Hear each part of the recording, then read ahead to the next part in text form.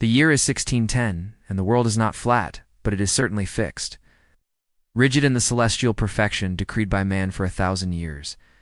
In a dusty workshop in Padua, a young woman named Chiara Bellini worked in secret, her hands skilled in the grinding and polishing of glass, a craft forbidden to her gender.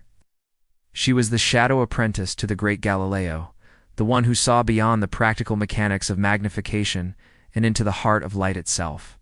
Her focus was a peculiar device, not merely a spyglass, but a 7-foot instrument of brass and wood that felt impossibly alive Galileo's unlicensed telescope. This telescope was different. Its primary lens, a disc of flawless quartz, was imbued not just with curvature, but with a faint humming warmth, pulsing like a captured star. They called the finished instrument the Astra Veritas, or Star Truth, because it revealed things the heavens themselves wished to keep hidden. The true license for this work came not from the Venetian Senate, but from the relentless, dangerous curiosity that drove both master and pupil.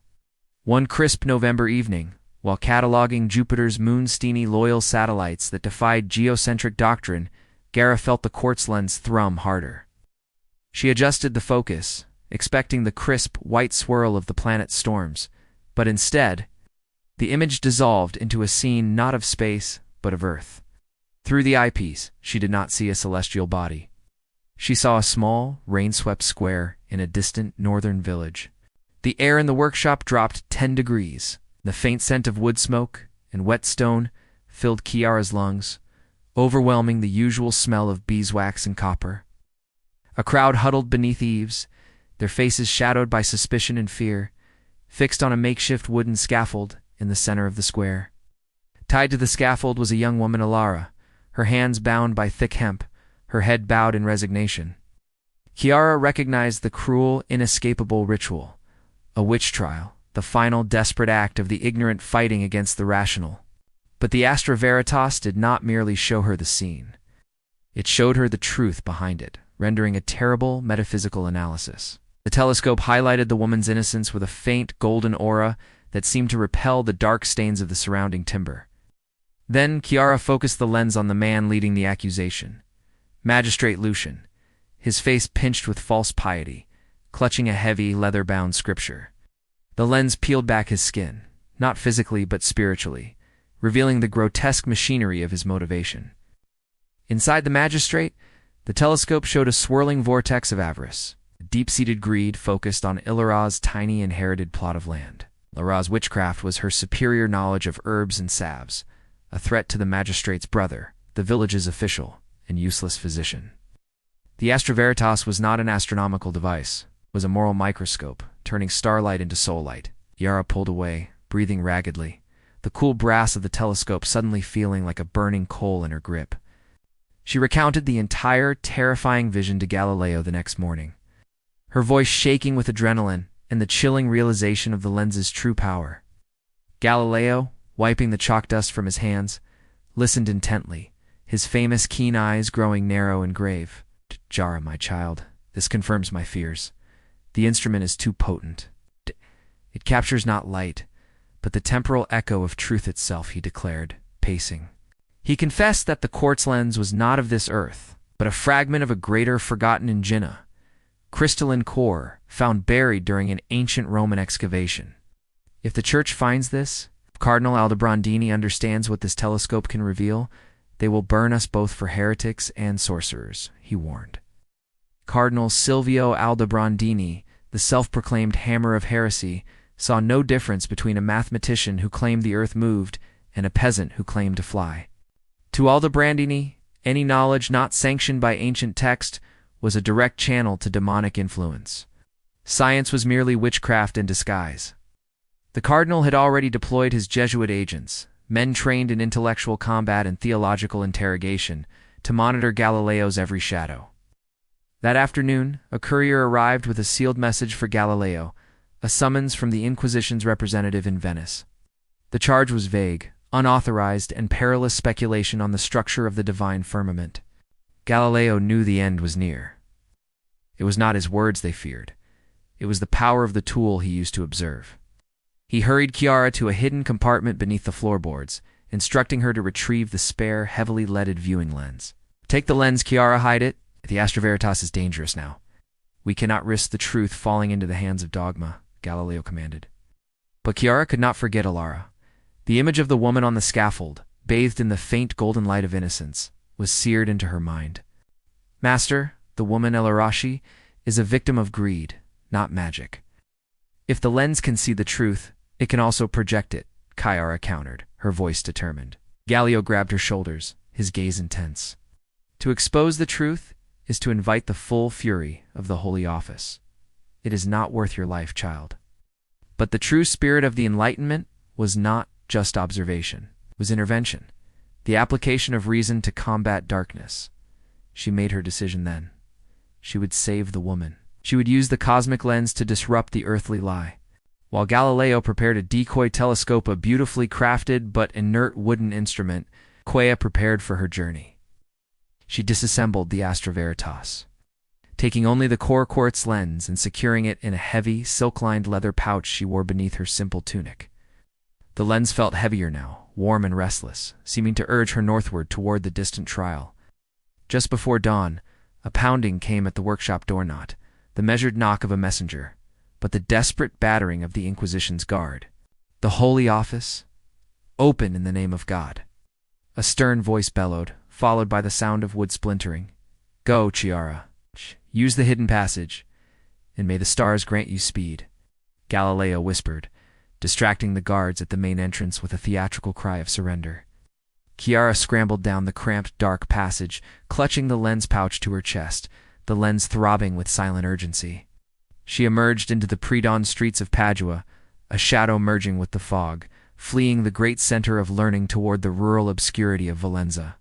Her journey north was a blur of fear and exhaustion, a strange pilgrimage that swapped scientific charts for stolen maps and compasses for sheer determination. Each night, she would peer at the lens, and for a split second, she would see a faint, temporal trace of Alara, confirming the trial was still days away. She reached Valenza 2 days later, a small, somber town clinging to the foothills of the Alps, its mood thick with the solemnity of impending public judgment. The trial was scheduled for the midday bell. Chiara had less than 2 hours to devise a plan to publicly expose the magistrate.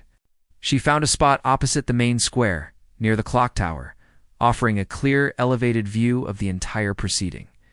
The Astra Veritas lens alone, without the brass casing, was a powerful, unfocused weapon, capable of absorbing and projecting the metaphysical truth. She settled behind a stack of hay bales, the scent of the dry stalks mingling with the heavy metallic smell of the fear wafting from the square. Magistrate Lucian stood before the crowd, his voice booming with scripted rage, detailing the sins of Alara, withered crops, sickly livestock, the typical litany of fear. Alara stood firm, simply repeating, "I am a healer, not a witch. I obey nature, not demons." The crowd was divided, some nodding in furious agreement with Lucian, others whispering, their faces etched with doubt. This was Chiara's moment. She took the raw quartz lens from its pouch and oriented it toward the sun, allowing the faintest ray of light to strike the crystal's center. Then, with careful precision, she aimed the lens's focused, unseen energy beam directly at the magistrate. The raw, unfiltered starlight, now converted into truth light, hit Lucian like a physical blow, though only he and Chiara truly felt the impact. For an instant, the magistrate saw himself through the lens of eternity, a grotesque figure of petty tyranny and transparent avarice. His voice faltered, his prepared script forgotten, his eyes darting wildly as if trying to find the source of the sudden, devastating moral clarity. He clutched his chest, and then the projection happened. A faint, shimmering, ghostly image flickered into visibility above his head. It was a vision of the magistrate's dark cellar, where the stolen deeds to Alara's land were hidden, confirming his true motive. The phantom image was only visible to those whose faith was wavering, those whose hearts were already open to doubt. But the effect on Lucien was total. The weight of his exposed soul crushed his composure. He dropped the holy scripture he was holding and fell to his knees, his eyes wide, sweat plastering his hair to his temples. I lie. It was the land. Spring on her land is mine," he shrieked, driven mad by the overwhelming clarity of the projected truth. A collective gasp rose from the crowd. The trial dissolved into chaos. The spell of manufactured fear was broken. The guards, confused by their own leader's sudden confession, hesitated. Lara's neighbors, witnessing the visible metaphysical proof of the magistrate's deceit, rushed forward to unbind her. The witch trial was over, ended not by human justice, but by a shard of cosmic truth aimed down a mountain path. Chiara quickly gathered her tools and slipped away, disappearing into the maze of Valenza's cobbled streets. She knew the Inquisition's reach was long, and Aldobrandini would not forgive this act of defiant, unlicensed science. She made her way back south, sending a cryptic message to Galileo. The moon is safe, but the earth needs more light. Galileo, having been placed under house arrest in his own workshop, understood immediately. The Astra Veritas was destroyed, but its purpose to reveal and fight falsehood was fulfilled. The great man smiled, realizing that the new revolution would be fought not with treatises and arguments, but with courage and the power of light. Meanwhile, Cardinal Aldobrandini received a devastating report of the Valenza incident. The magistrate's confession, though deemed an act of sudden demonic madness, had tainted the entire local inquisition. The cardinal raged, his fear confirmed. Scientific instruments could indeed channel power outside of God's ordained structure. The hunt for Galileo's apprentice, Chiara Bellini, became his new obsessive focus. Chiara, however, had disappeared into the shifting shadows of the Italian Renaissance, a ghostly figure armed only with a single potent lens. She became a scientific revolutionary, moving from village to village, using the lens to expose corruption and save the wrongly accused. She never looked at the stars again, realizing that the great work was not in cataloging the cosmos, but in correcting the errors of the terrestrial sphere. The Renaissance was a period of both incredible genius and suffocating fear. Chiara understood that the greatest moral character was not piety, but the courage to wield dangerous truth against comfortable dogma. Her legacy was not found in books, but in the quiet, unexplained freeing of women from the scaffold and the sudden mysterious collapse of corrupt officials. The unlicensed telescope was broken, but the truth it channeled was now unbound, flowing through the hands of a fearless apprentice. The Enlightenment would follow, built upon the silent rebellion of individuals like her who dared to look closer.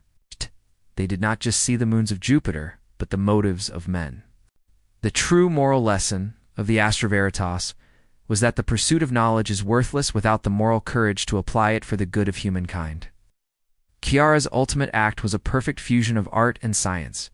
She turned a tool of celestial observation into a weapon of terrestrial liberation. The fear of witchcraft, the pursuit of truth, the rise of science all, entangled in a single shard of quartz. She gave up her master's safety for a complete stranger's life, proving that some battles cannot be fought from the safety of a university tower. The lens, now cooled, rested silently in her pouch, a constant reminder of the fine line between the miraculous and the merely observed. Did Cardinal Aldobrandini ever catch Chiara, the apprentice who saved a witch?